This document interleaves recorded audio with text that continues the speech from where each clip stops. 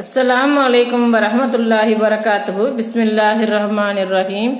அன்பான சகோதர சகோதரிகளே, எல்லாம் வல்ல அல்லாஹ்வின் நல்லடியார்களே, இன்று நாம் காணவிருக்கும் தலைப்பு பயனளிக்காத உறவுகள்.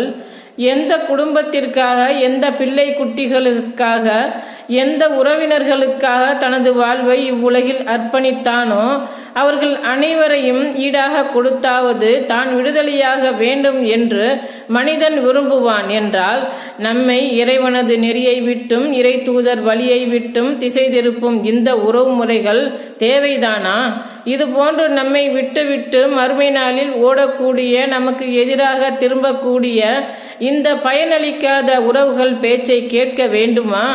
யாரை நேசிப்பதாக இருந்தாலும் அந்த நேசம் அல்லாஹுக்காக, அவனுடைய தூதருக்காக இருக்க வேண்டும். யார் அல்லாஹுக்காக நேசித்து அல்லாஹுக்காக வெறுத்து